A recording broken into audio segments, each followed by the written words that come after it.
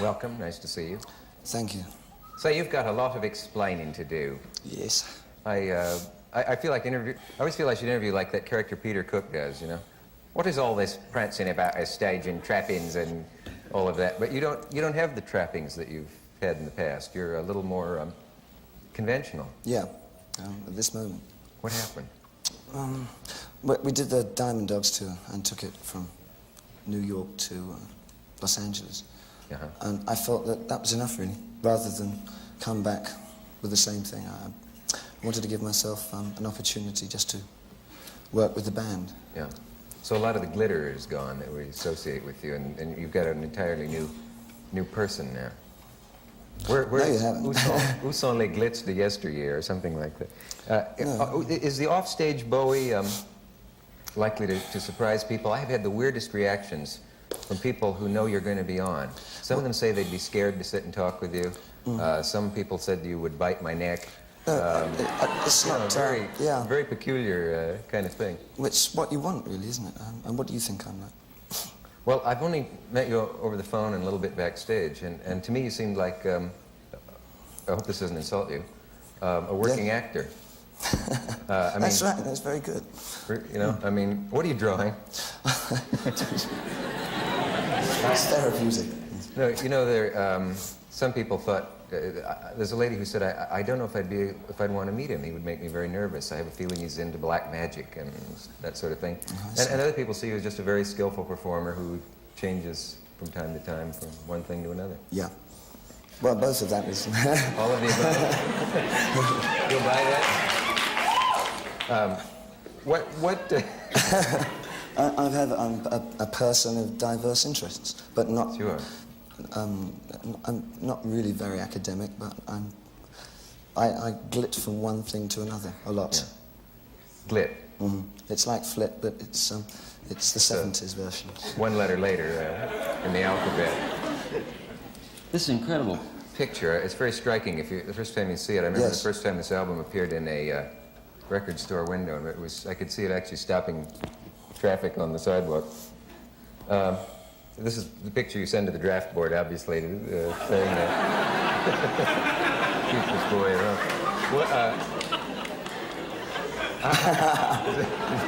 I've only just got that. I didn't know I was in going to English. say that. How did that come about? That whole idea and that very painting. Let me see. Well, it's an artist from Belgium called Guy Pollard who did a book called Rock Dreams. That, yeah. That I nicked the... well, I didn't nick the book, but I saw the book at Mick Jagger's house. And I nicked the idea of doing a cover. What does nicked mean? Oh, stolen. So. Stole the idea. Does this make you nervous to sit without your band and with everything and just to chat a little bit? Oh, let's carry on talking. Don't ask me that. Oh. Otherwise, I'll wonder. Oh, you'll start I'd rather thinking not about know it. if I'm nervous until... Okay, I won't worry about that. Okay. Where's the kick for you, David, in performing? In performance, when you're on stage? That's it. Complete. Really. Being there. Yeah. The entrance. I can imagine that it would be a very exciting profession. I mean, to stand there with that... There are people in the world who've never stood on a stage. Those of us who have forget this. I mean, to stand on a giant stage like that with a band behind you. At rehearsal today, I stood in for you. Oh, right, I tell you. You know what I mean? And the feeling of standing there with that sound coming behind you is very exhilarating. I had an incredible feeling, and I got a lot of fulfillment from working in productions like Diamond Dogs or the Ziggy Stardust. Yeah. But it was one of putting together lots of bits and pieces and loose ends and directing the whole thing and remembering 1,000 things at once. But so that was one kind of fulfillment. But now that I'm working just with the band and singing, which is something I haven't done for years, just stand there and sing my songs, I'm finding a new kind of fulfillment. I'll go back to doing productions. You will? Oh, yeah. I just wanted to go out and sing my songs as a singer-songwriter for a bit. Yeah. And then I'll... Okay.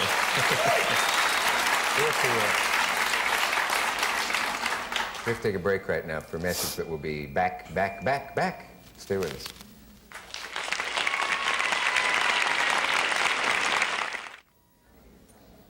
David, what kind of student were you in school? as I say, not very academic. I'm Yeah. pretty, I suppose I was considered arty. Arty? Yeah. But did you go through college or to college or? Oh, yeah, I went to a technical college near London that had an art course for people from 12 upwards who couldn't do anything else much, like maths or physics or something. Yeah. So I took art. Art. You know that Jagger studied economics. Yes. And yeah. I mentioned that once when he was on, and some of his fans were disappointed to hear that. And he was at the London School of Economics. Yes. And it ties into something you said in an interview you did with William Burroughs, which I thought was interesting if it's in fact true. Oh, don't believe it. Well, everything ties in with something else you said, which is don't ask me any questions because I'll say something different every time. But taking a chance here, taking a stab in the light, you said that the lives of the rock stars are really not as strange as the lives of the fans, and that the fans actually, it's an interesting point, that the fans sort of envy the stars, but in effect, the stars live more conventional lives and envy the fans. And it strikes me as odd, the idea that, you know, fans are out shoving, I don't know, nutmeg under their cuticles or something and trying to be really freaky. And you and Jagger are sitting around discussing economics before the Anschluss in the Benelux nations or something. Am I exaggerating No, this? he speaks economics and I don't understand him. But is this in fact true? That what is your private life like without being too personal? Oh yeah, do. Thank you. No. All right. Thank you. All right. Well, be fairly no, prosaic, what I meant is that when I first started, I could get out and about a bit, and I used to go to clubs and dance, and you know that was quite easy. Yeah. And I sorted out what I wanted to wear and what I wanted to do. But later on, when things became slightly cocooned, Slightly what? cocooned, I was kind of in there somewhere. Yeah. I found that I was seeing what everybody else was wearing when I used to come to the shows, and I thought, I'm kind of out of it a bit. So it ends up that I kind of get influenced by people who come to see me. I mean, canes, you see. I mean, I saw a person with a cane once, of course. Yeah. But then, like, somebody started bringing them to the gigs, and I really liked them. So I started using one. So it wasn't me, it was them. You've been influenced by your audience and your style. Yeah, I think you are a lot. How do you dream up your latest manifestation? You know what I mean? Do you? Which one particularly? In any case. Do you sit at a sketch pad? Do you work from your own dreams? Do you have visions? Like travel. I mean, I'm in a very lucky position of not wanting to fly, so I take a ship or a train or something. You won't fly? No. I read you took the Trans-Siberian Railway somewhere. Yeah, that's one of the things that... things. Yeah, it was right through Russia, from Nahodka through to Moscow. And from Moscow, Warsaw, East Berlin, got chucked off there, threatened to send back to Moscow. Why won't you fly? It scares me. I'm just... I'm afraid the plane will come down when it isn't supposed to. I don't like the feeling of going up at that speed. It always feels like something running very fast and then like going to the edge of a cliff and then jumping and opening to get to the other side. I like that though. Well, it should be like if it's like just goes like that. Yeah. I'd like us also. Why do rock stars tend to have premonitions of doom? It seems to be a theme in their work and in their life. Oh, because they're pretty nutty to be doing it in the first place, isn't it? Is that what it is? Yeah. You know, got a very tangled minds, very, very messed up people. Do you ever try to picture yourself at 60? No. So, somebody said the idea of a reunion of the Beatles in their 70s, they come tottering out onto the stage. Someone holds a guitar up in front of them while they pluck it, or their 80s, let's say. This is a rather personal question. Is that your real hair color? Of course it isn't. I've never said it. No. I know the answer to that. I'm a blonde. When you walk around New York and a hard hat says, "Hey, sweetheart," you know, I drive around New New York. Witty That's good idea. What do your parents do for a living? Well, my father's dead, and my mother has a small flat, and I think she's got a day job. Does she have trouble explaining you to the neighbors who say, are you any relation to that? I think she pretends I'm not hers. She doesn't talk much, you know, she doesn't... I don't think we were never that close, particularly. We have an understanding. Yeah. It's not true that your real name is Menimsha Spiegelgas, is it? There's Yeah. a rumor. Is it really? You didn't want that revealed? I was waiting for you to reveal it. Well, I'm sorry if you didn't want that out, but what is black noise? Black noise? Yeah. Black noise is something that Burroughs got very interested in. Yeah, intriguing. Well, no, it's one facet of black noise is that everything, like a glass, if an opera singer hits a particular note, the vibrations are that of the metabolism of the glass, and it cracks it, yeah? Yeah. So black noise is the register within which you can crack a city or people, or it's a new controlled bomb. It's a noise bomb, in fact, which can destroy. Is Why did you ask that? Is it a real thing? I mean, is it something that's Oh, it actually is, yeah. somebody's It was experimenting invented in with? France. Could a tyrant use it to... Well, until last year, you could buy the patent for it in the French patent office for about equivalent of $3-4. And it would wipe out it's concentrated It depends sound how waves. much money you put into it. I mean, a small one could probably kill about half the people here, but a big one could destroy a city, or even more. I mean, It's a weird idea. don't look at. It's not my idea. No. So, Well, let's not give the instructions on how to do it. Can you recommend a good book to your fans? A good book? but this week, apart from yours, Oh, do I have a book out? yeah. Oh no, I walked into that. No, I wondered if you. Last thing I read, you said that Kerouac was important to you, but that's a long time back. What are you Well, I reading? didn't say I'm reading Machiavelli. You're reading Machiavelli? No. Oh. What would you read? What am I reading What would at we the find moment? on your coffee table in your apartment in... At the moment, mainly pictures. I bought Diane Arbus's book of photographs. It's Yeah. a photographer that I like very much. Could I ever do a walk-on in your show? I've got to know what it feels like to stand on stage in a big production thing like that. In I a suppose it would production? screw up your... Well, if I had a part for you, yeah. Yeah.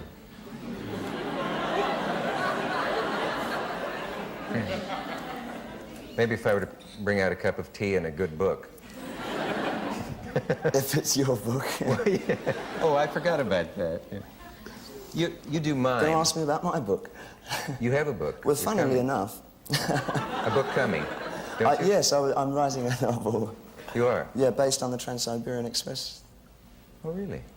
That's Say- it. Now you can ask me the next one. I'm glad to know that. How do you say your wife's name? I've seen it printed Angels and Angela. Which is the typo? Angela, Angie. Her real name is Angela. Just Angela. Yeah. Is she a model? Just your what? A model or an actress? Or I No, only saw she one was, very attractive picture of her. No, she was an intellectual that went to school in Switzerland and has a vast capacity for knowledge and runs around, does theses on everything. Yeah. And how do you say your son's name? Zoe, Your son's name is Zoe Bowie. yeah. Is it true that Frank Zappa has a child named Moon Unit? Yes. Can you imagine growing up, kids in a tough neighborhood, hey, Moon Unit. Do we have a message? We will take a break here and we'll be right back. So, you know, somewhere someone is writing a learned paper in a university called something like Jagger and Bowie, Prophets of a Pluralistic Society, and you know this, Prophets of Doom or something. Do you read this stuff? And you see critics write very elaborate intellectual analyses of your work and other people's. Does this put you to sleep? The bad ones. I always read the good ones. Yeah. Do you want to be understood? You know what I mean? Ziggy Stardust Absolutely was nothing to understand. I mean, was that's, concerned with famine in the world and so on, and prophecies of the world running out of dear. food and I stuff mean, like I'm a that. storyteller. As disciplined as I am. Are you? I mean, are you being absolutely accurate and honest when you say you're a disciplined person? Oh, yes. You impose course. a discipline on your own music writing, on your own work, do you? I mean, you don't just get up when you know what I'm saying to you. A lot of people in your position have a kind of A reputation. discipline doesn't mean that you make sure that you have breakfast at 8 o'clock in the morning Right. and you are out of the house by 8:30. Discipline is that if you conceive something, then you decide whether or not it's worth following through, and if it's worth following through, then you follow it through to its logical conclusion. Good. And do it with to the best of your ability. That's a discipline. Yes? applaud that answer. Whether there are areas in it that are not to one's liking. You have to go right the way through it and do it, and that's what I do.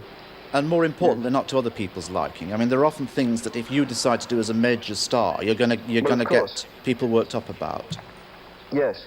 Because you don't appear at the right place at the right time, or imagination is drying up and you need something else to refuel it. It's because I thoroughly enjoy looking at myself and looking at the environment that I'm in at any time with the eyes of someone who's not involved in any particular line of the arts. So it comes out as a sort of eclectic manifestation, you know. So I'm still a fan of everything. Fan of films, fan of records, fan of rock bands, and fan of yours. Well, most kind I am of a fan of yours. Are you Great fan really? of yours. Well, Yeah. let's get back to Eclectic Manifesto. It occurred to me, having watched MTV over the last few months, that it's a solid enterprise and it's got a lot going for it. I'm just floored by the fact that there's so few black artists featured on it. Why is that? I think that we're trying to move in that direction. We want to play artists that seem to be doing music that fits into what we want to play for MTV. The company is thinking in terms of narrow casting. That's evident. It's evident in the fact that the only few black artists that one does see are on about 2:30 in the morning or to around 6. Very few are featured predominantly during the day. No, that's a... I'll say that over the last couple of weeks these things have been changing, but it's a slow process. I know, it's funny, I think people have different perceptions. When you wind up watching, let's say you watch an hour or 2 or even 3 a day, people somehow come away with different ideas about what we are doing. We don't have any kind of day parting for anything, let alone a black artist day parted out of what would be, quote, prime time. We don't have that. Because one sees a lot there's one black station on television that I keep picking up. I'm not sure which station it's on, but there seem to be a lot of black artists making very good videos that I'm surprised aren't used on MTV. Well, of course, also we have to try and do what we think not only New York and Los Angeles will appreciate, but also Poughkeepsie or Midwest. Pick some town in the Midwest that will be scared to death by Prince, which we're playing, or a string of other black faces That's and black very music. interesting. Isn't that interesting? You know, we have to play the music that we think an entire country is going to like, and certainly we're a rock and roll station now. The question would be asked, well, should, since we're in New York, should PLJ play, the Isley Brothers? Well, you and I might say, yeah, because we have grown up in an era when the Isley Brothers mean something to me, and so do the Spinners, even way after the Isley Brothers. But what does it mean to a 17-year-old? Well, if you talk on the phones to these guys like I did when I was in radio, it's Well, scary. I'll tell you what it means. I'll tell you what maybe the Isley Brothers or Marvin Gaye means to a black 17-year-old. Ah. And surely he's part of America as well, No isn't he? question, no question. And that's why you're seeing those things. Do you happen not on find that TV. it's a frightening predicament to be in? Yeah, but less so here than in radio. And is it not, well, no, don't say, well, it's not me, it's them. Is it, No, is well, it, that's not, is why it not possible that it should be a conviction of the station and of other radio stations, to be fair? It does seem to be rampant through American media. Should it not be a challenge to try and make the media far more integrated in I those think in it's music, happening. especially of anything in musical terms? Absolutely, I think it's happening because white music and white musicians are now starting to play more than ever, more than they have lately, let's say in the last 10 years, Yeah. what black artists have been into. And now, hopefully, the lines are going to start to blur, and when we play a band like ABC, Yeah. well, there's white and black kids who are enjoying it, and all of a sudden, well, it's a little bit easier for a white kid to understand it. The fact is, quite frankly, I could even point you towards a letter in the new issue of The Record, Yeah. that magazine, The Record, responding to an article by Dave Marsh, that this kid just ranted about what he didn't want to see on MTV. Well, that's and his in problem. no uncertain terms. Well, what I'm saying, though, is that there's, as you say, there's certainly a lot of black kids and white kids who may want to see black music. There's a ton of them who are it's not like it was in '67 where you say, yeah, I'm not into that, you know, but you are, yeah. Now it's, you're into that, I don't like you. And that's scary, and we can't just turn around and go, well, look, this is the right way. We can only teach, I think, a little bit at a time. Interesting. Okay, thank you very much. It seems to me that there's been a constant reinvention. Of sorts, yeah. Why do you do that? I think I was quite happy to buy into the idea of reinvention up until the beginning of the 80s, really. And it came about, I think, more than anything else, that when I was a teenager, I had it in my mind that I would be a creator of musicals. I sincerely wanted to write musicals for the West End and for Broadway, whatever. I didn't see much further than that. As a writer, and I really had the idea in my head that people would do my songs. And I was not a natural performer. I didn't feel at ease on stage, ever. And I had created this one character, Ziggy Stardust, that it seemed that I would be the one that would play him because nobody else was doing my songs, and the chances of my actually getting a musical mounted were very slim. And so I became Ziggy Stardust for that period, whatever. And things sort of led. I liked the idea, and I felt really comfortable going on stage as somebody else. And it seemed a rational decision to keep on doing that. And so I got quite besotted with the idea of just creating character after character. And I think probably there must have been a point in the late 70s, well, I know there was, where I felt that the characters were in fact getting in the way of myself as a writer, and I endeavoured to kind of kill them off and start writing for me as just a singer-songwriter. I'm not sure if I was ever successful in that, because I do take a degree of theatricality when I go on stage all the time. You know, sort of that's how I deal with the stage situation. I'm still not comfortable on stage. But I mean, David Bowie himself is an invention. I mean, do you think of yourself as Bowie or David Jones, the boy from South London? Less and less as Bowie. How are we supposed I don't to even know pronounce how it? to pronounce it anymore. I've lost track. I always thought it was Bowie. I thought, well, it's a Scottish name, must be Bowie. But nobody in Scotland pronounces it like that. They pronounce it Bowie, I think. Now Ziggy played guitar, jamming good with Weir and Gillette, and the Spiders from Mars, where they played at left hand. It was some kind of discovery in the 80s, I think, that a lot of what I am is my enthusiasms. That I've always been a very curious and enthusiastic person, again, as from when I was a teenager, and that it really wasn't up to me to try and identify exactly what that meant. I just had to accept that I was a person that had a very short attention span, would move from one thing to another quite rapidly when I got bored with the other.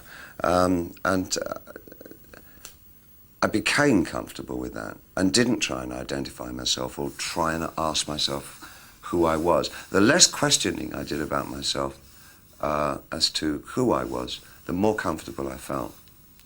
So now I have absolutely no knowledge of who I am, but I'm extremely happy. But do you find the business of being in the music industry as interesting and attractive as it is? I have nothing to do with the industry. I really have so little to do with it. The hub of my creativity comes from what I do and where I go. I put myself in places, one that maybe I've never been before, or that I feel there's a certain tension involved. I can't really write or produce much if I'm in a place that's relaxing. I have to have a set of conflicts going around me, not necessarily of my own doing. I've learned that is a particularly bad idea. What do you mean? So, well, I don't create my own conflicts in my own life. I think I might have done that to quite an extent when I was younger. Is actually things were going too smoothly, I would be drawn, because being an addictive personality, I would be drawn to create conflicts that would produce the tension necessary to write. Now I find that I can do it by observation more than being deeply involved in a mess to be able to write. Yeah. But the industry side of things, I'm not even sure what that word actually represents to me anymore. I mean, at a personal level, you don't do drugs anymore. No, absolutely not. And you don't drink? I don't drink either, no. Not even a glass of wine or No, anything? it would kill me if I What do you started mean it again. would kill you? I'm an alcoholic, so it would be a kiss of death for me to start drinking again. And my relationships with my friends, my family, everybody around me are so good and have been for so many years now. I wouldn't do anything to destroy that again. You know, it's very hard to have relationships when you're doing drugs and drinking. For me personally, anyway. You become closed off, unreceptive, insensitive, all the dreadful things that you've heard every other pop singer ever say. And I was very lucky that I found my way out of that. It's been good for me. I've reassessed my life any number of times. We're starting out now. Did I read somewhere that you said if you were 19, you wouldn't go into the music business? I think that's probably quite right. I think I'd probably just be a fan and a collector of records. What would you do? I wanted to be a musician because it seemed rebellious. It seemed subversive. It felt like one could affect change to a form. It was very hard to hear music when I was younger. You know, when I was really young, you had to tune into AFN radio to hear the American records.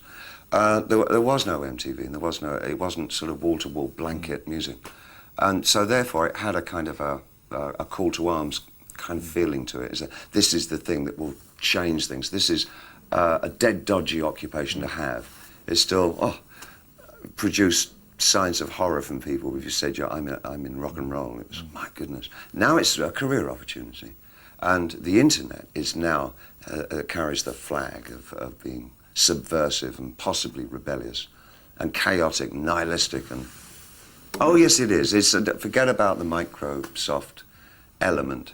The monopolies do not have a monopoly, maybe on programs. What you like about what you like about it is the fact that anyone can say anything or do anything. From my stand, from where I am, because of by virtue of the fact that I am a pop singer and writer, I really embrace the idea that there's a new demystification process going on between the artist and the audience. I think when you look back at, say, this last decade, there hasn't really been one single entity, artist or group, that have personified or become the brand name for the 90s. It was starting to fade a little in the 80s, and in the 70s there were still definite artists, in the 60s there were the Beatles and the Hendrix, and in the 50s there was Presley. Now it's subgroups and genres. It's hip-hop, it's girl power, it's a communal kind of thing. It's about the community. It's becoming more and more about the audience, because the point of having somebody who led the forces has disappeared, because the vocabulary of rock is too well known. It's a currency that is not, it's not devoid of meaning anymore, but it's certainly only a conveyor of information now. It's not a conveyor of rebellion. And the internet has taken on that, as I say. And so I find that a terribly exciting area. So from my standpoint, being an artist, I like to see what the new construction is between artist and audience. There is a breakdown. There's personified, I think, by the rave culture of the last few years, where the audience is at least as important as whoever is playing at the rave. It's almost like the artist is to accompany the audience and what the audience are doing. And that feeling is very much permeating music and permeating the internet. But what is it specifically about the internet? I mean, anybody can say anything. And it all adds up to what? I mean, it seems to me there's nothing cohesive about it in the way that there was something cohesive about the youth revolution in music. Oh, but absolutely. And because I think that we, at the time, up until at least the mid-70s, really felt that we were still living under in the guise of a single and absolute created society, where there were known truths and known lies, and there was no kind of duplicity or pluralism about the things that we believed in. That started to break down rapidly in the 70s, and the idea of a duality in the way that we live. There are always 2, 3, 4, 5 sides to every question. That the singularity disappeared. And that, I believe, has produced such a medium as the internet, which absolutely establishes and shows us that we are living in total fragmentation. You don't think that some of the claims being made for it are... Moment, where the interplay between the user and the provider will be so in simpatico, it's going to crush our ideas of what mediums are all about. But it's happening in every form. It's happening in visual art. The breakthroughs at the early part of the century with people like Duchamp, who were so prescient in what they were doing and putting down. The idea that the piece of work is not finished until the audience come to it and add their own interpretation, and what the piece of art is about is the grey space in the middle. That grey space in the middle is what the 21st century is going to be about. A whisper of hope that seems to fade. Maybe I'm born right out of my time, breaking my life in two. Bowie bonds are the big... one of the things you're best known for. Yeah. You were supposed to raise 30 million by selling... Yes, it did. Rights to your earnings, future earnings on your back catalogue. Catalogue, yeah. Yeah. Doesn't there come a point at which there's no point in earning any more money? Do you know how expensive it is to get involved in the internet? I think that I probably, the majority of the money that I make I plough back into some new project or other. I also, of course, being working class, always feel that there's never enough to leave my family. So there's a kind of a survival instinct that, okay, I could definitely, that's going to be fine. I can leave that to all the kids, future and past, and everybody will be okay. However, I would love to start a new internet company as well, so I'll need a bit more for that. So you kind of get a bit, you just keep ploughing it back in. I'm not a buyer of things. I think the only thing that I buy, addictively and obsessively probably, is art, you know. I'm not really a house man or a car man. The only nice car I've ever bought for myself was a 1967 E-Type, 1.5, which is quite, I would get the half. And I don't have things. I don't have a plane. I don't have I haven't got very much, Jeremy. I'm not a buyer of stuff. I much rather, I do tend to regard money as the oil to get other things going. I feel more comfortable with it right now. Do you have any desire to come back here? I'd love to come back here, and I will. We haven't decided when it'll be, but that's an absolute given.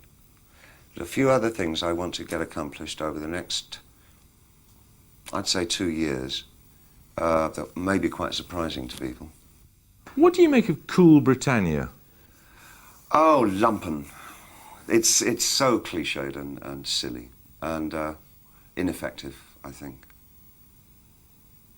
I don't think it's really changed. I think it might have, I think it's helped the media get some handle on how to describe these times, but I don't think anybody else anywhere believes it, you know. There's good and bad in everything that we do.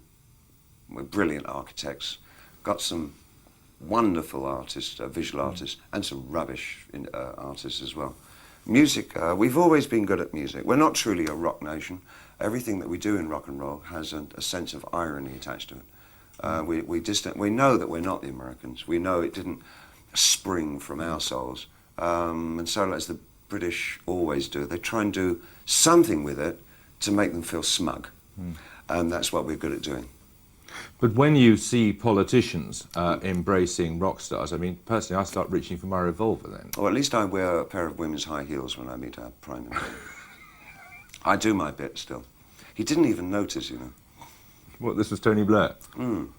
He didn't notice you were wearing women's stiletto shoes and a nice suit and tie. That's the last time I wore a tie, I think. No, it wasn't. No, I wore a vicar's dog collar.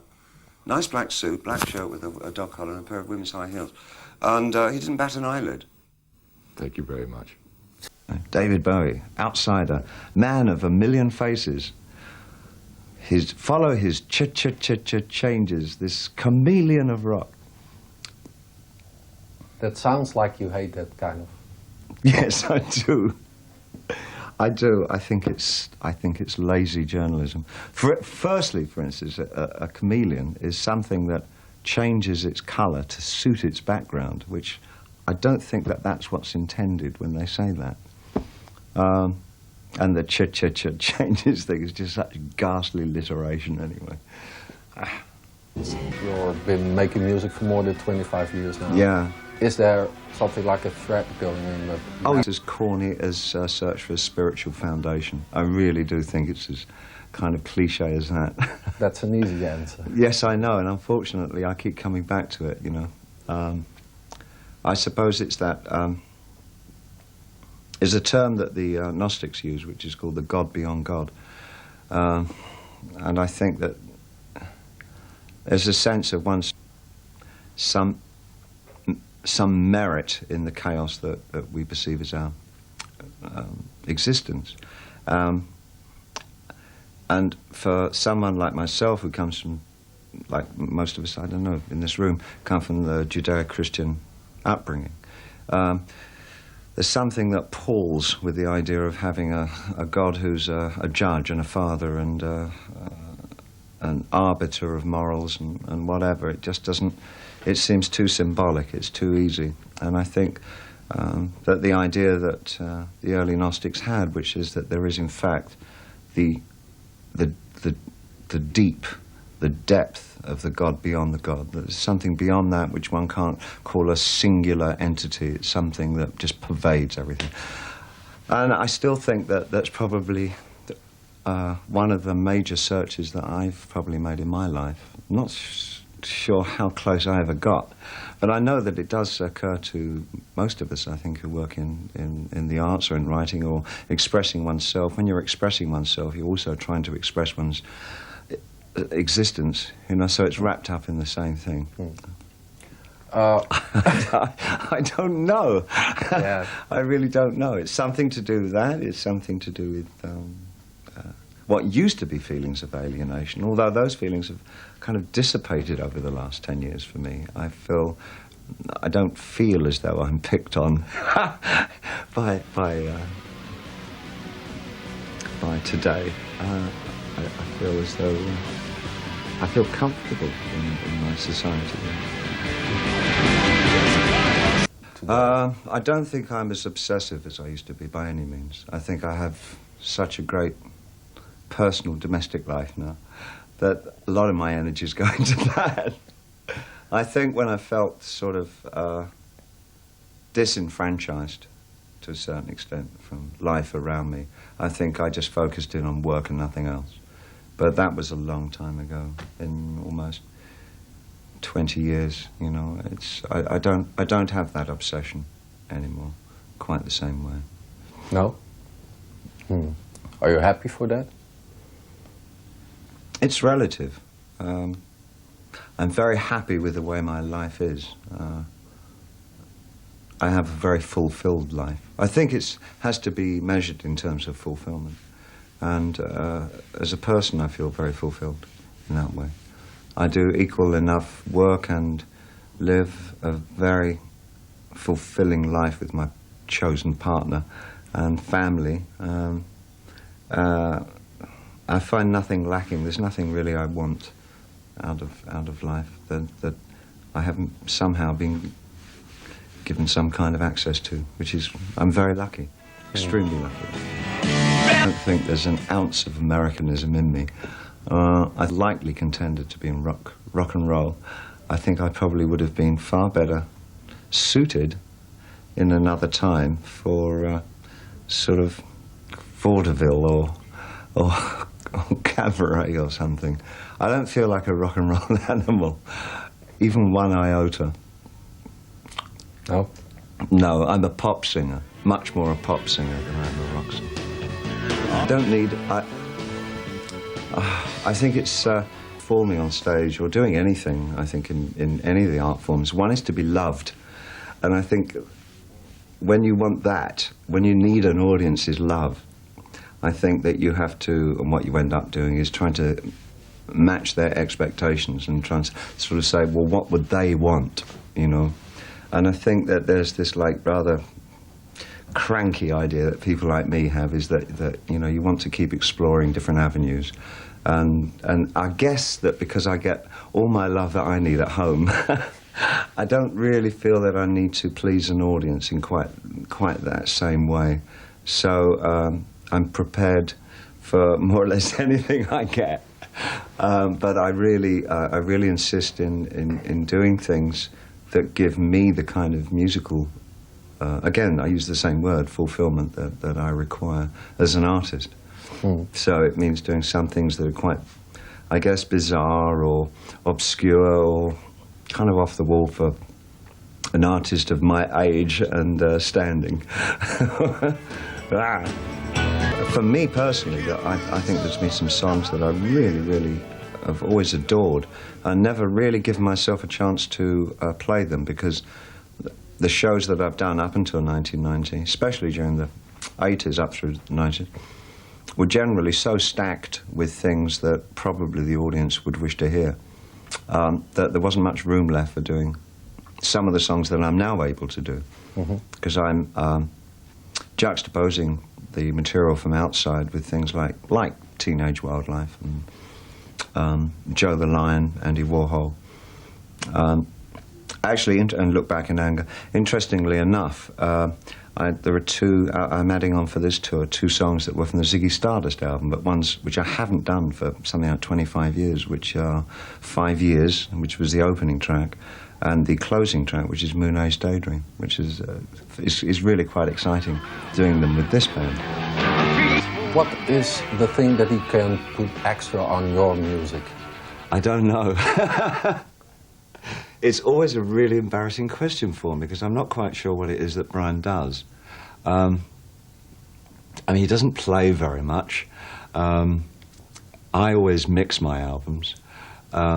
So I guess it has something to do with the fact when he puts himself into a work situation, he just changes the parameters of what you're doing more by verbalizing different approaches to what one does. So it's more kind of a philosophic content with Brian than a kind of a didactic, musicianly kind of overall control. He's very good at what-ifing. You were to do this, or what if you were to do that, and possibly come up with new choices of avenues to take that maybe we wouldn't otherwise have thought of. So he's really important in the very early stages of making an album, because he can set it on a path that will be unusual. And that's where he tends to feel happiest, I think, in the inception of making an album. He's, like me, has a very short attention span. I think once he's done a few days' work, well, I'm off now, and he'll go off somewhere else. And then the next bit is, I am with Nay, hey. Okay, 1, 2, 3, 4. I am with Nay, hey. I am Ramona Ray Stone, and she shall say,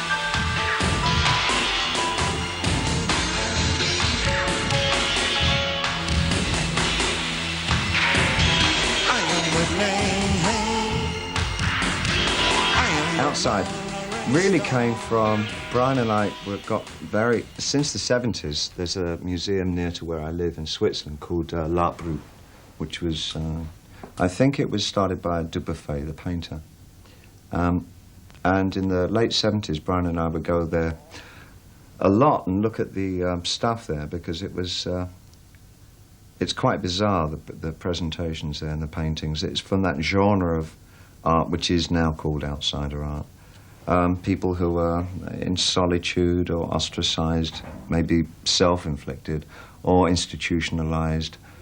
They were very strong influences on Dubuffet, and Dubuffet kind of built this museum as like guilt, payback, and put a number of these people in. And it was there's a sense of the non-judgmental about the work. There's people who painted from some real inner need to throw everything out in such a way that they had no they were indifferent to whether the work was ever seen or not. So it comes from a place that there are very few painters or artists that I'm aware of, that I know and have met, who actually paint, and then after they finish painting, who are indifferent to what people think of it.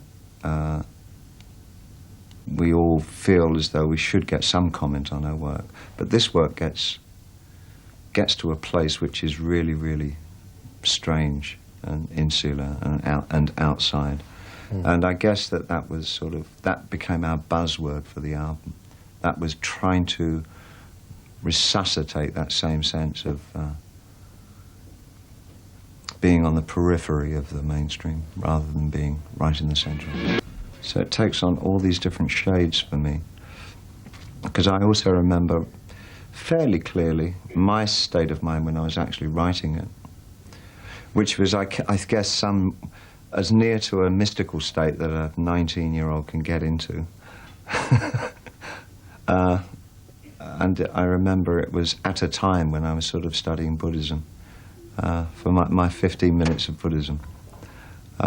So it's interesting that it changed. It really had two mystical states: the time that I wrote it and recorded it, and the time when he wrote it.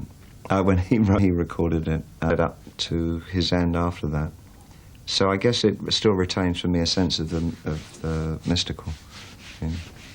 And you play that song yeah, on stage? Yeah. Again, we do yet another very different version.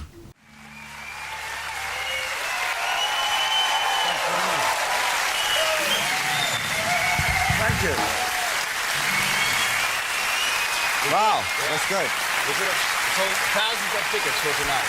Yeah.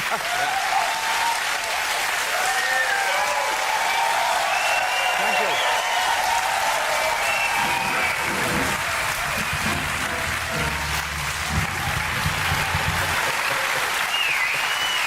Thank you. So you see, what's the right place to choose Cologne to do your only concert? I could actually go around and sell the album right now, couldn't I? Yes, but it's very successful already commercially. Unbelievable. It started place 4 in our charts. It's been like this throughout Europe, and it went in at like 14 in America. It's fantastic. Yes.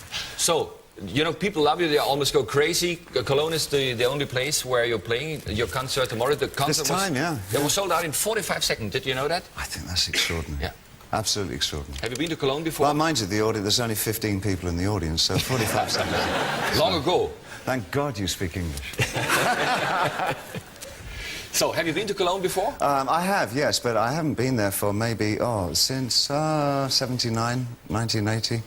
Something like that. Long time. Long time ago. But I used to, for a while, I was living between New York and Berlin in the late 70s. Yeah. So I used to come to Germany a lot, and I had a great time in Berlin. This is, of course, when the wall was still there. So it's a different kind of vibe. Was that the time when you lived with the old friend James Osterberg? James Osterberg, yeah, Iggy Pop. There were about 3 or 4 of us. There was Jimmy and his girlfriend, and there was myself and one other.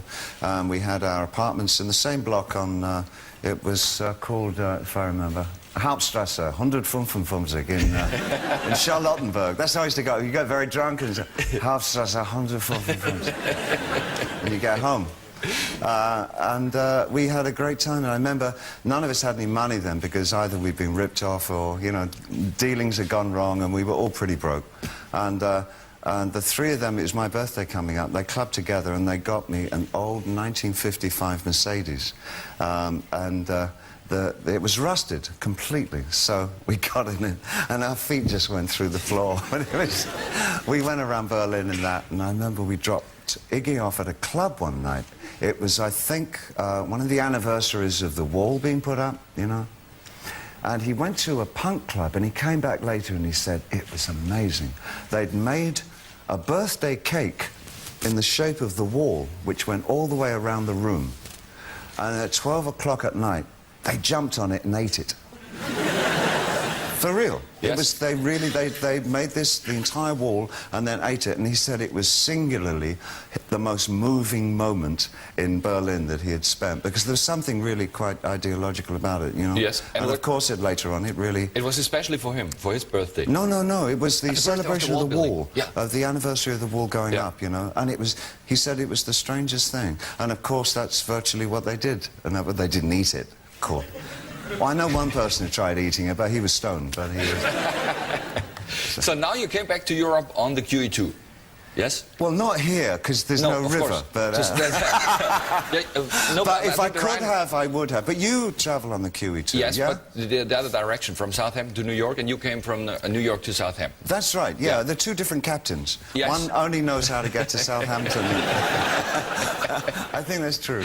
What was the average age on the QE2 this time? 114. Yes. Something like that. Mainly widows. Really? No, it's changed a lot. Because I first went 30 years ago. Yeah. And in those days, it really was older people, older generation, all that. This time around, I noticed there was a lot more families with children, you know, because these days they have like things like playrooms on board. There were 5 restaurants, 3 cinemas, casinos, public library, and television studio. What did you do on board the whole day? I read and watched DVDs. Did you walk around? No, I swam alongside for exercise. You know, I used to keep up because I'm very fit these days. You know. Yes, absolutely. Because I swim against the QE2. That's how you do it. But no, most of the time I took DVDs of all the films I can't watch at home because they're all like subtitled European avant-garde classics, and they last 19 hours and have subtitles, and nobody else in my house wants to watch them. So as I was traveling alone, I just watched them on my computer, you know, I listened to music, and I made notes, and I watched the sea, and I watched the sea. Yeah. The sea watched me. 5 long days. Yeah. It was wonderful. I loved it. Is it true you get up very early in the morning at around 6 o'clock? Well, both of us, both my wife and myself, get up between 5 and 6 in the morning, and the irony is that we now, you know, we just had a small child, yes. and she's 23 months now, but of course we now get up before she does. So we go and wake her up. You have to be Which quiet. Is like, it's the parents' revenge, you know. Yeah. So when did your wife take Wake up!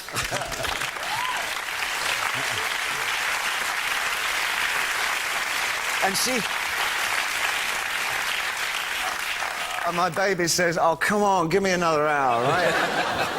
She said, "We got milk."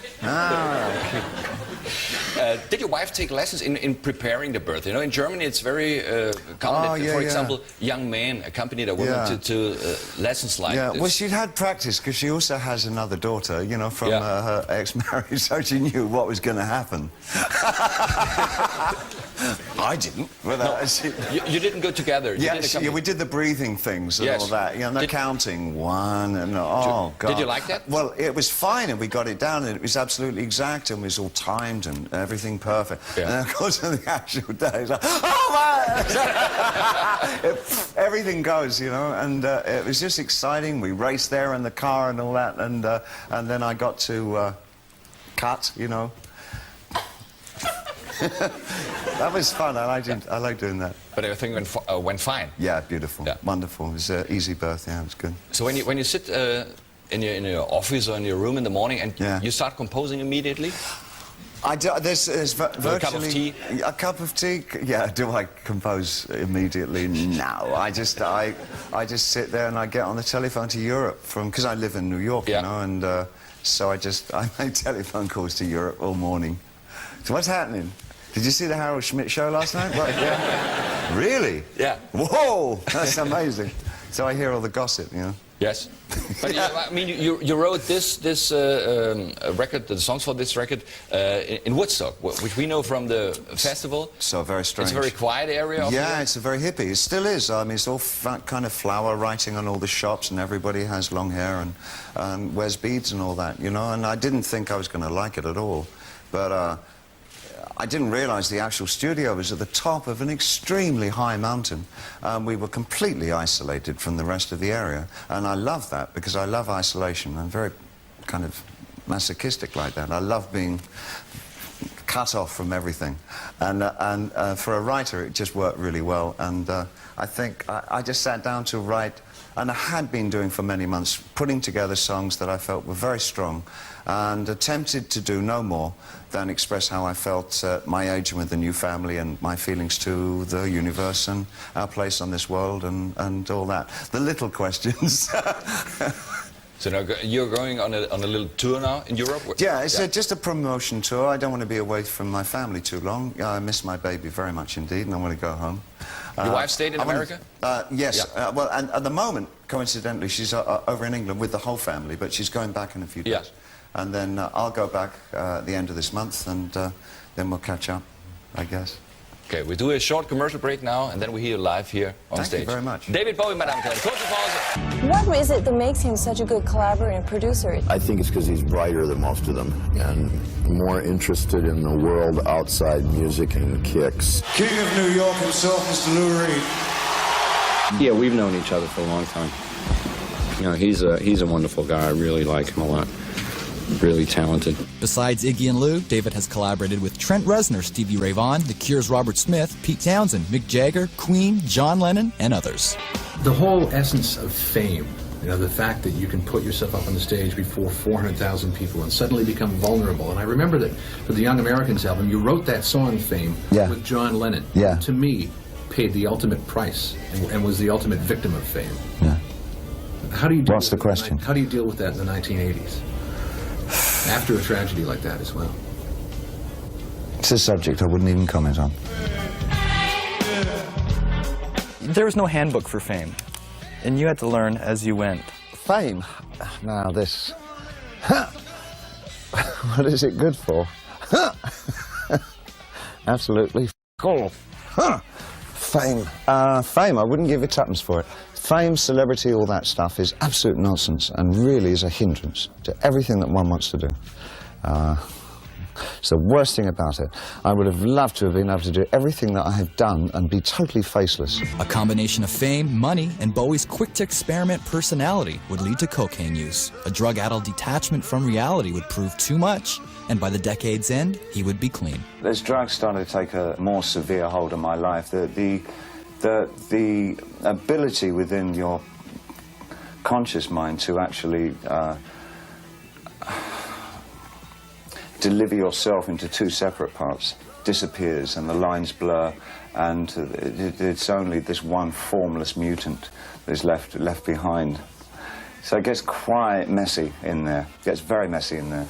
And by the mid-70s, I was so out of my gourd that really it was very impossible. It was nigh on impossible for me to function in any rational way. I saw an X-ray of what the brain looks like after continual coke use. It's terrifying. It looks like cheddar cheese. It looks like Swiss cheese. Great huge holes everywhere. Not my head. I haven't yet had that done, but a head. It's terribly worrying because it sort of really points up where memory lapses are and whatever. And these holes never heal. You can do the most extraordinary, irreparable damage. Oh, if only I'd known. It was my own prison that I'd formed around myself, what with my own sort of way of life in terms of drugs and everything. I'm so grateful that I found a key to be able to unlock myself from that without too much damage to my psyche. Naturally, I would advise my son not even to think about it, because I know the inherent dangers of doing it. Somehow or other, I went through a whole series of survivals and crawled out of it all. Story of David Bowie. I think every time I do something new, I just pretend I don't have any audience whatsoever, so that I'm totally free of any expectations from anybody. I kind of go in like that, and when I've done it, then I get trepidatious. Then I go, ooh. I felt reviewing things with Eno in that period that I really didn't need to adopt characters to sing my songs for me, that actually I could do them quite well on my own. And it was a confidence booster in that way. Oh, yeah. That was the most satisfying. The thing that Brian always uses when I get a bit timid about the work that I'm doing, he says, don't forget that in music, you can crash your plane and walk away from it. That art really isn't that full of life-threatening situations. What Brian is really good at, it's the way that he doesn't do anything, which coaxes the best performances out of the people that he's working with. I wanted to make a kind of music that was like a landscape, you know, that invited the listener to enter. Not with me as a guide, but said, here's the landscape, you find your way through it. He has a keen sense of conceptualism, and what he does better than anybody else I've met is he's able to frame something and give it a context. Brian introduced me to a whole different system of writing at the time. I mean, I was really feeling stale in the mid-70s. I was physically, spiritually and emotionally drawn. It's the best word I can use. And he really sort of filled me back up again with a new sort of inspiration for writing and how one can approach it and why one should approach it. I mean, Eno is an extraordinary person. Eno and I came up with what we call planned accidents. We'd put two pretty solid statements together and it would inevitably produce a third piece of information. And that's what you listen for. And when you take that third piece and you start playing around with that. Me, being a diehard David Bowie fan, just because his approach to music has always been so amazing. You know, as a songwriter, he's phenomenal. As a singer, he's phenomenal. But also the fact that stylistically and aesthetically, he's always been remarkable. You know, in the mid-70s, when everyone else had, like, you know, was making prog rock and, you know, doing like 20-minute guitar solos, he's in Berlin making really cool electronic disco. You know, he knew what was going on before anyone else knew what was going on. It's pretty impressive. That's what people should do. They should follow their real gut love of what they do, you know. There's nothing more, I think, embarrassing than watching somebody who doesn't love what they do, but does it because they believe that's the way they're going to be loved. In this huge ephemeral way by the masses or something. Would you describe yourself as fearless that way then? Because you've never done that. Not really. I mean, everything I do with great trepidation. That's absolutely untrue. No, I don't do that. No, I think every time I do something new, I just pretend I don't have any audience whatsoever. So that I'm totally free of any expectations from anybody. I kind of go in like that, and when I've done it, then I get trepidatious. Then I go, ooh, I shouldn't have done this. Nobody's going to like this at all. I know, I'll do a really arty album cover, then they'll like it. There must be a tendency when you lock onto something that's fairly successful to almost fall into a formula. That's why I've always fought against that. And I've never done that, and I really see no reason to start now. I create something out of my enthusiasms at that particular moment. I get re-enthused by something else, and suddenly I don't see that anymore, and I'm over here. And that's the way I am. I've got a very short attention span. No attention span whatsoever. Not many of us have kind of got to this age and still be working in popular, or rather rock music. So there are some decisions to be made by some of us. One of the major ones is that do we continue in a sort of a Sinatra-type fashion and carry the baggage of our past with us? Or do we do something that prohibits that?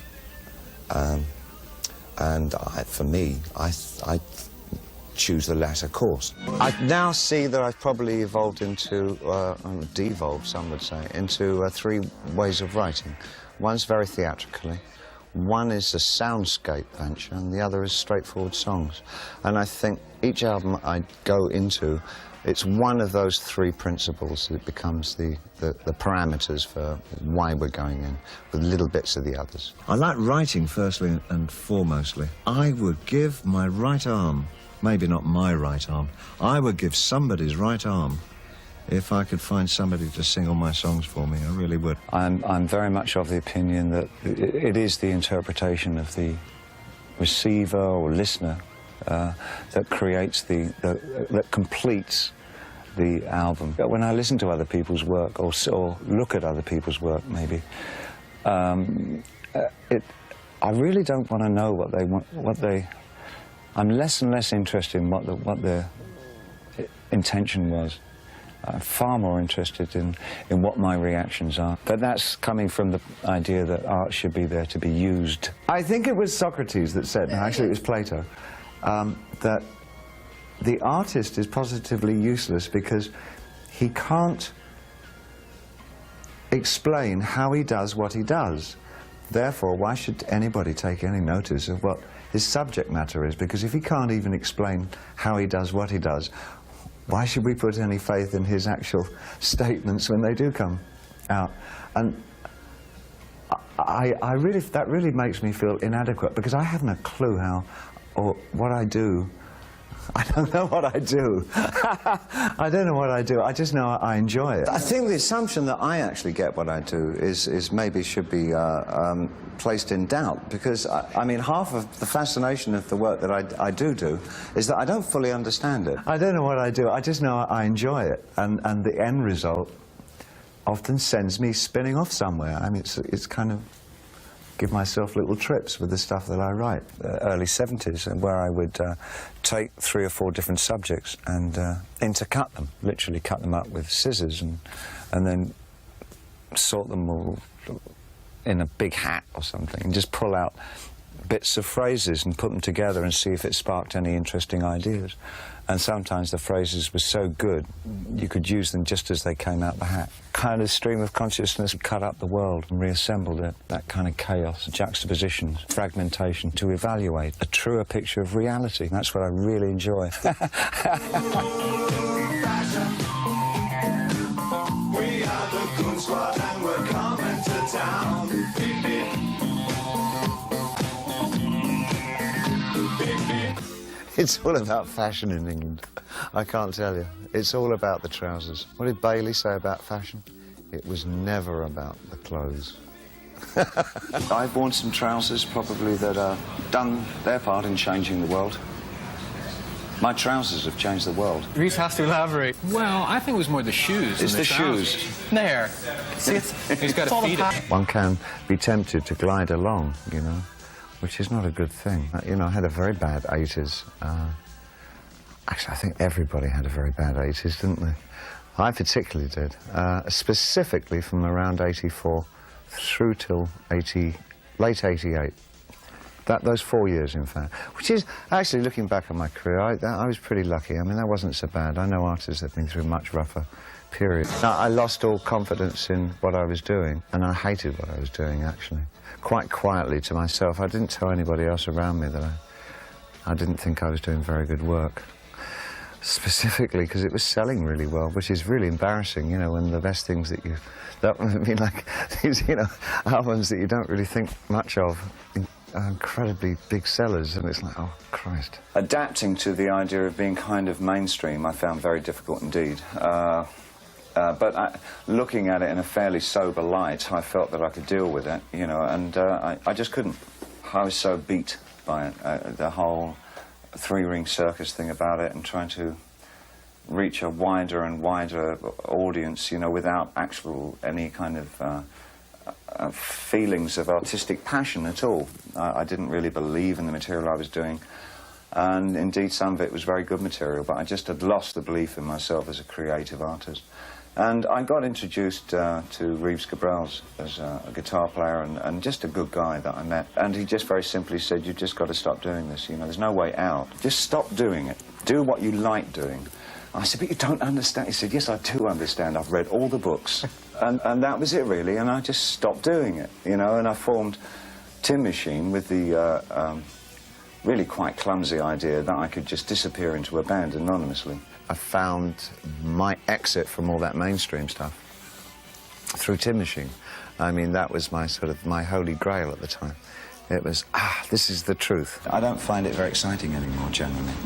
I think it's got to get a lot more dangerous again.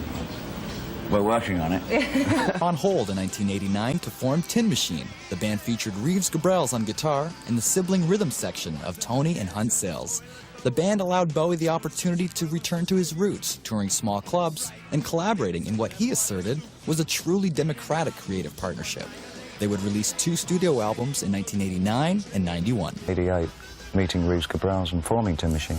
that I really felt that I was back on course, and things generally started to get back into sync in late 80s, 90s, and I felt excited again, you know. It was a very freeing experience. We'd started writing in a way that I was that was so reminiscent of the way that I used to write. It was very spontaneous, none of it was pre-written.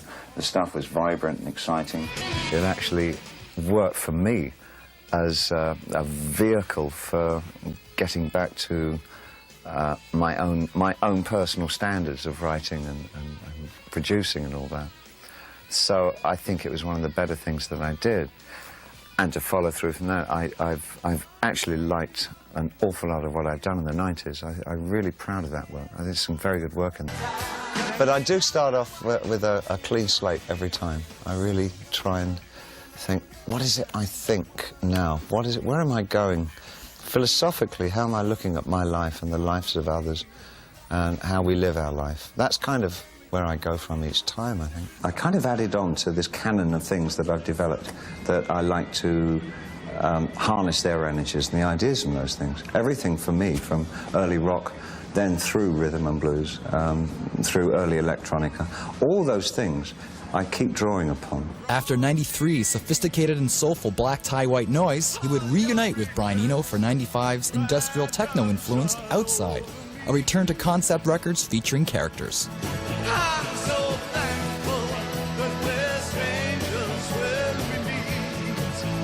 When I was doing the characters in the early 70s, I think it was some problem for me about whether they were stage characters or recreating aspects of my life and taking it on stage, or whether the thing was evolving on stage and I was then pulling it back into real life. Now I think what I'm doing probably to protect my own sanity is that, in a way, it's a precaution, I guess. Instead of inventing just one character, I've invented about 7 or 8, and I think it enables me to retain the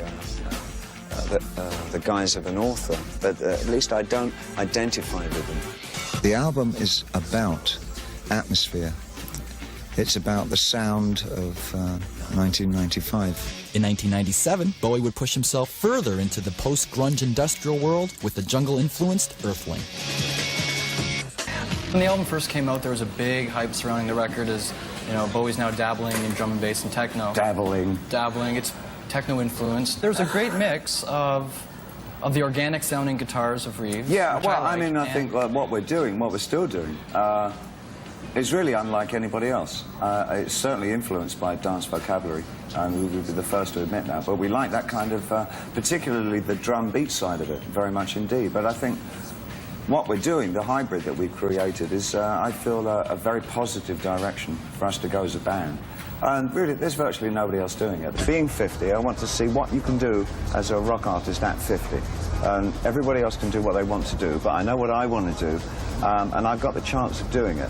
It's extraordinarily exciting for me because I honestly don't know what's going to happen, because I really feel that if I had to lay back on what I've done before, I'd much prefer to stop. But while I'm still wildly excited about what I do as a musician, then that's the course that I choose to take. Still to come on, the story of David Bowie. When somebody does like what I do, I mean, that's always, like, really rewarding, you know.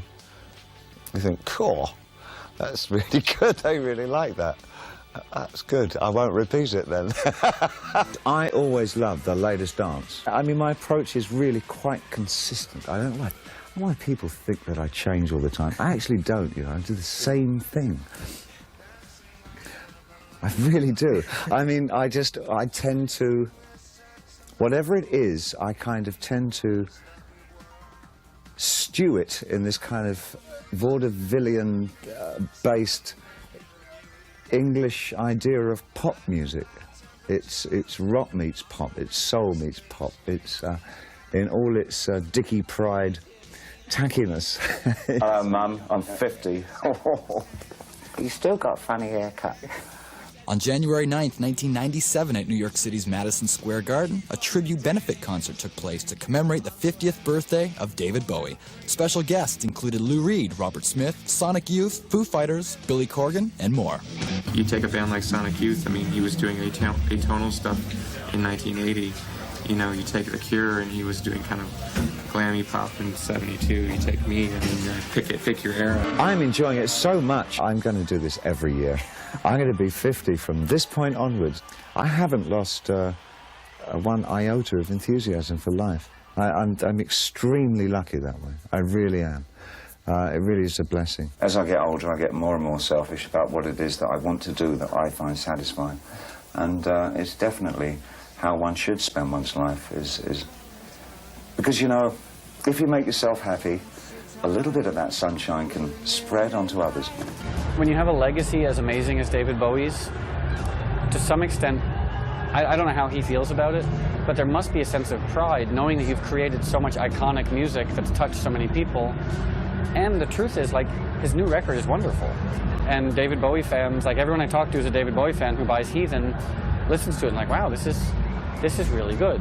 You know, 30 years on, and he's still making vital, emotional, wonderful music. With every David Bowie record, there's a lot of people watching to see what you're going to do next. Yeah. It's almost like... You get a free Cadillac with this one. It's an amazing thing. This Columbia have come up with this idea that every album we sell, we'll give a Cadillac away with it, which I think is an absolutely extraordinary idea. I don't know where they find the money. With the big back catalogue. I better not say that's really true, or somebody's going to assume he's, I want my Cadillac. Let's talk about the artwork. Sure. It's very disturbing. Yeah. Art shouldn't be desecrated. No, I agree. Your own lyrics are crossed out, though. Well, you know, the idea, it was the subtext of the word heathen. The obvious definition is someone who's not an adherent to the one God. But the other meanings are kind of range from barbarian to Philistine to iconoclast. So the idea of striking out art and negating words by putting lines through them is sort of really trying to find the full range of the word heathen, really. Let's just quit this Foo Fighters thing and join Bowie's band. It's like, yeah, a double band. I'd do it. Yeah, well, that'd be really good. Dave Grohl on the record. I'm thinking it must have been a great perfect circle for him to work with you. Well, we worked, I mean, he came and worked with me. I enjoyed thoroughly working with him the first time at Madison Square Garden on my birthday. He did the show with me there. And he's just so collaborative. He's a very open guy. I like his presence. He's very enthusiastic, strong, curious. I like everything about him. He's a very bright spark. Do you honestly think that Man Who Sold the World by Nirvana didn't bring anyone to the Bowie camp? Oh, I'm talking about a 13, 14-year-old. I get so many kids who like commend me on covering Nirvana songs. I say, yeah, I'm cutting edge. Well, I think Outside was probably your last concept record with a character associated with it. Quite a few in that one, weren't there? There were about 5 or 6 characters in that one. Is this a character? No, not really. No? No, I shouldn't have done the eyes. Then it wouldn't have. Then it would just have been me, wouldn't it? It was the eyes that did it. That was a pun on Christianity. The eyes, you see. It's a really awkward and long one as well. The idea is that they're fish's eyes, and of course, fish was the symbol of the hidden Christians in the pagan days. So that's what that's all about. But nobody actually picked up on that. So, oh look, it's the same eyes as the Village of the Damned. So, oh no, he's doing bloody science fiction again. It's got nothing to do with that. It's got a lot more to do with Man Ray and Brunel, actually, I guess. Isn't it awful when you have to explain it? Well, I get used to it these days. People are so dumb. Nobody reads anymore. Nobody goes out and looks and searches and explores the society and the culture that they were brought up in. People have attention spans of 5 seconds, and they're as much depth as a glass of water. I don't think you get frustrated by it, otherwise you wouldn't do it anymore. Not really. You kind of get resigned to it. You know? I mean, look, I've got to do it all for my own amusement, you know. I can't possibly kind of even begin to think that there's anybody out there that knows or likes what I do. So it's always a treasure when somebody does like what I do. I mean, that's always, like, really rewarding, you know. You think, cool, that's really good. They really like that. That's good. I won't repeat it then. David Bowie, there's been almost as much written and said about the different faces of Bowie, the different personas. I take no responsibility at all, Kerry. How are you? As there has been about the reinvention in your music. When you set out to build a career 40 years ago, did you already then have the kind of groundbreaking musical ambition that emerged in the 70s, or did you really mostly just want to be a star? I wanted to write theatrical things, but actually, strangely enough, well, maybe it's not so strange when you look at it in context, but when I was around 17, 18, what I wanted to do more than anything else was write something for Broadway. I wanted to write a musical. I had no idea of how you did it or how musicals were constructed, but the idea of writing something that was rock-based for Broadway really intrigued me. I thought that would be a wonderful thing to do. And I saw myself as somebody who would kind of end up writing musicals, in a way. Probably rock musicals of some nature. But it never actually became that. So they were, in a way, they were, those ideas were kind of quashed a little bit when I realised what a huge ambitious thing that was to take on, you know, because you have to write dialogue and all that. And I really didn't know how to approach that. So I took a far simpler course and kind of abbreviated the idea of musical into just a concept piece for an album, and created the characters to go with the different albums. And in the process of doing that, I found that I was actually playing around with the music that I was writing more and more. So it really was, it was character-driven that actually started to interfere with the music in a good way. And my interest eventually became just the music itself. So it's almost like I left a lot of the theatrical ambitions behind when I really got involved in the music itself. I mean, Ziggy Stardust is a classic illustration, but so how much of Davy Jones was in Ziggy Stardust? I like Stiggy, personally. Sticky Stardust. In fact, that was going to be my next project, was Sticky Stardust. Yeah. Or was it Freddie Stardust? I don't really think there was, there was a guy in England just last week. He was in the papers. We have a comedian called Freddie Starr over in Britain. Freddie Starr's the guy who ate the hamster. I don't know if you remember the story. Freddie Starr eats hamster. That wasn't in the Times either. And this fella looked a lot like me, and so he went to a plastic surgeon to get his face changed, and now he looks like Freddie Starr. I just thought that was a really funny story. Where do we go from there? Well, come back to it. How much of Davy Jones was in Ziggy? I don't think there was very much at all. I mean, I honestly, I was trying to create an idea of how to expand rock and expand the horizons of it, and I took as the alien form for Ziggy, as he was supposed to be an alien of some kind. I based him very much on a Japanese concept. At that particular time in the early 70s, we knew so little about Japan, and Japan really hadn't exploited itself and brought its stuff over to the West, so it still seemed like an alien society. But it was a human alien society, so you could make a human connection to Japan far more than you could say to Mars, which would be, just beyond. And how easy was it to leave the character behind? You killed him off so emphatically. Yeah, I didn't have a problem with it. I really didn't, because I really wanted to move on. In '73, we'd, incredible. The whole thing lasted only for 18 months in all, I think. I mean, it's just incredible. We did 1 year's worth of tours. We never even played Europe. We played England and the States. I should have killed my manager. We never played Europe, never played Australia. And it was over. It was just over. I decided, that's enough. I don't want to get, imprisoned by all this. And because I really wanted to, towards the last 2 or 3 months of the whole Ziggy tour, I'd already kind of decided what I wanted to do and what I wanted to write. So for me, it was just absolutely necessary to move on. And what was behind the androgynous images of the 70s? It just seemed so perfect within the time that really represented what the 70s was all about. There was such a feeling, coming out of the 50s and into the 60s, there was a real opening up of attitudes in the 60s. And then the 70s, everything became, it was the pluralistic 70s, There were so many sides to a story in the 70s. Before, in the 50s, it was just black and white. It was one story.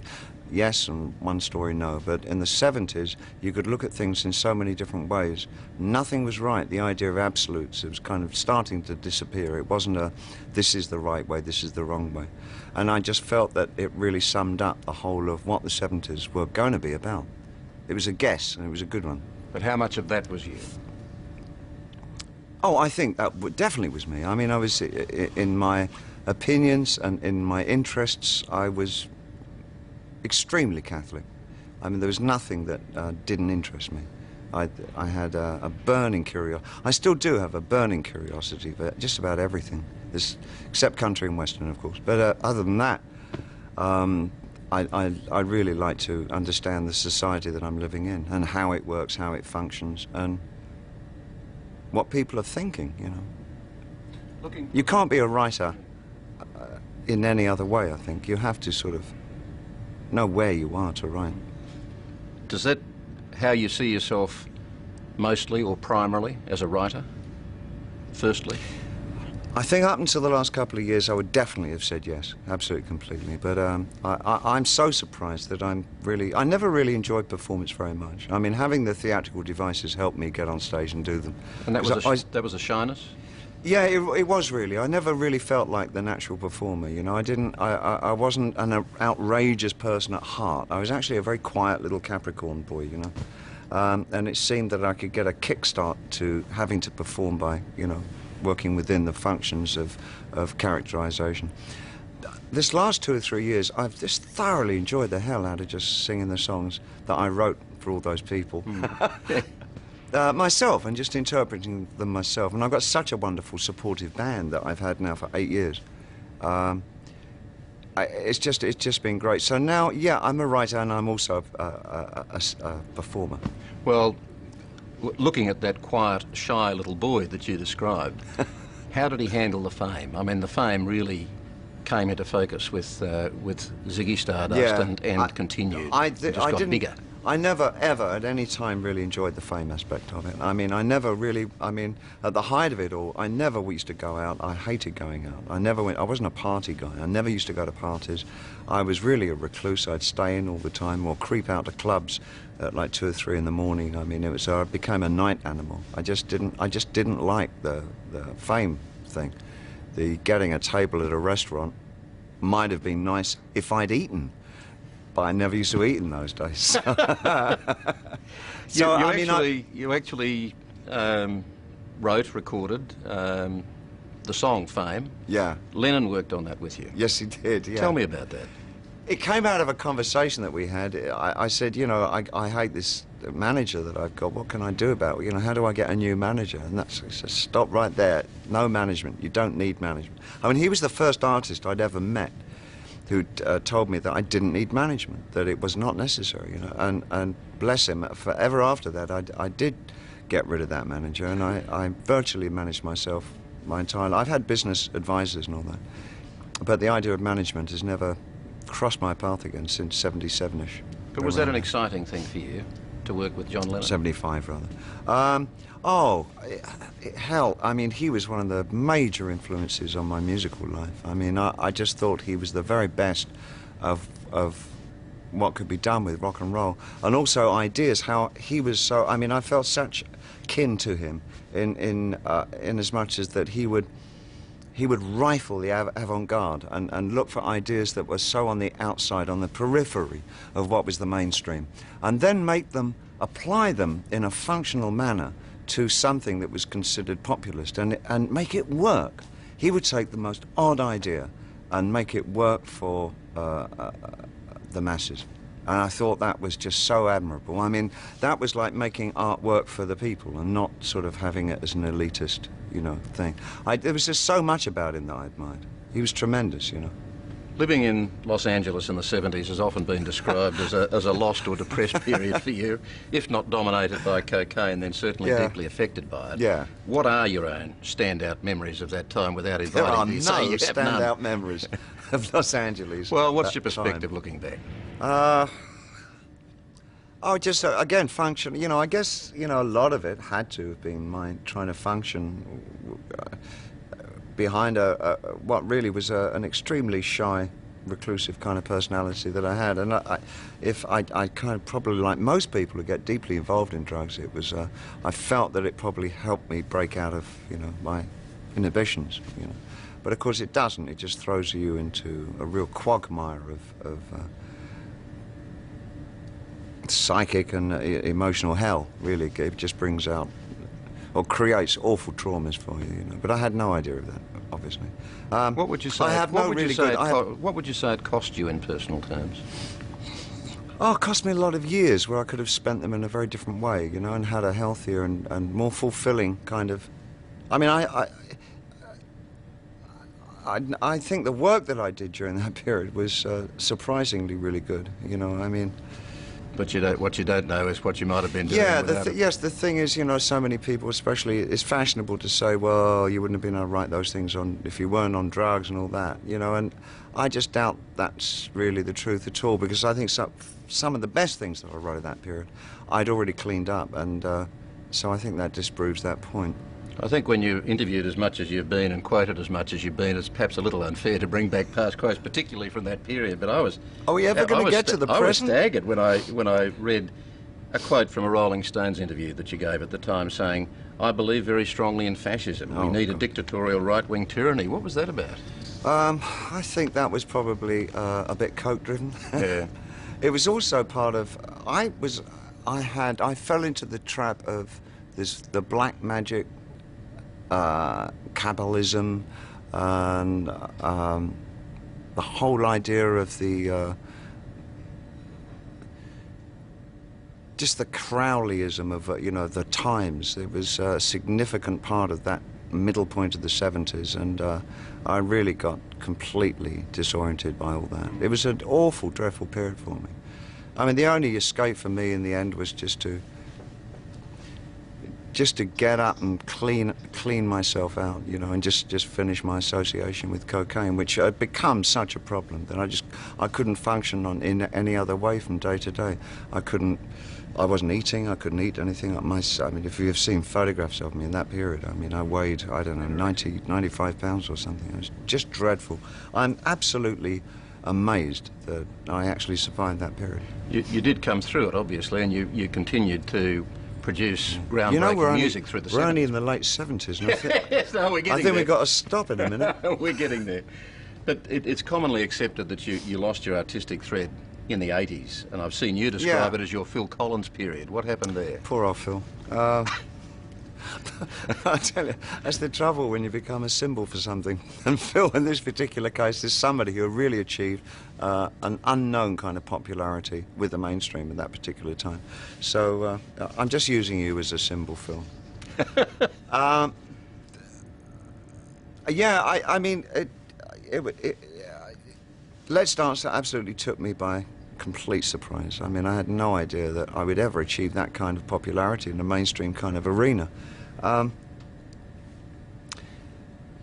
I just didn't know what to do with it. I suddenly doing tours, the like of which I'd never done before, playing stadiums, not clubs and theatres, you know, and it was like...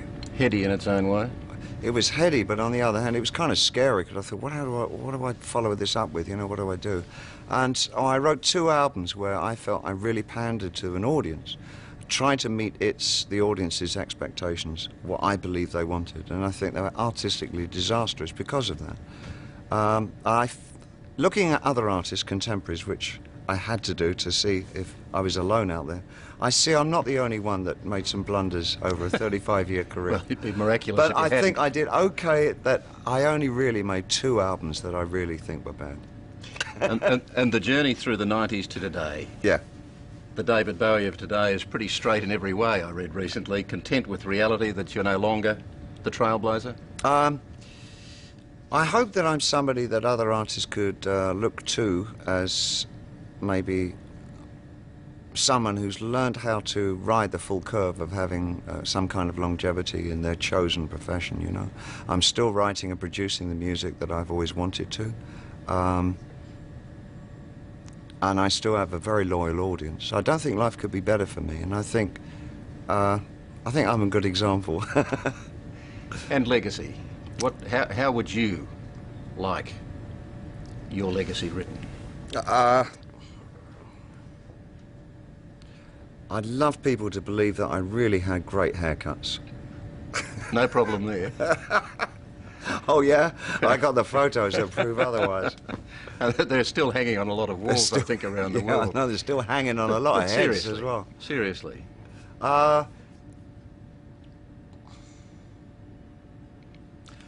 Well, for good or better or worse, I think maybe the idea of opening up your possibilities. I mean, just speaking strictly in terms of music, I think being able to look to all kinds of music and being able to draw from all those kinds of music, to be able to cross-fertilate ideas, to kind of hybridize things and try to mix it up and present a richer and really widen a musical culture that's already pretty rich, but to make it even more extravagantly questioning and proud and savagely energetic. I think that would be nice. And a question that you possibly can't answer: how much of Davy Jones is left in the David Bowie of 2004? Can you remember him? I think there's an awful lot of David Jones there, yeah. I think you'd finally become the man you always should have been. I really believe that. And I think now that I'm probably truer to my real nature now than I have ever been at any time in my life. Except maybe for when I was about 8 or 9 when I first heard Little Richard. And you're pretty comfortable with that? Yeah, I am very comfortable with that, thank you, yeah. David Bowie, thanks for talking with us. Thanks. What made me want to do a British sitcom? Well, as you probably know, my background's in serious acting before I started doing the writing, singing thing, and so something like doing the extras is a piece of cake for me, really. And it was fun working with Rick, showing him pointers, maybe new ways of approaching comedy that he hadn't really thought about before, I think. When we came up with the idea of doing a song, he said he would do the lyrics with Stephen, and I said that would be great, I'd love that to happen, and I'd do the melody, but then I'd give him some jokes for future episodes of extras. So I gave him a couple of my better things. There's one that I think he's doing in the Sir Ian McKellen show. It's yeah, you and whose army? Which, you know, it's like, that's an example, the kind of thing that I've got. And there were a couple more. If you keep looking like that, your face will stay like it. That's really quite a zinger, isn't it? And that kind of thing, you see. So, you know, I've been writing jokes for him, and he assures me they'll be in the future episodes. So it's been very fulfilling, this whole experience.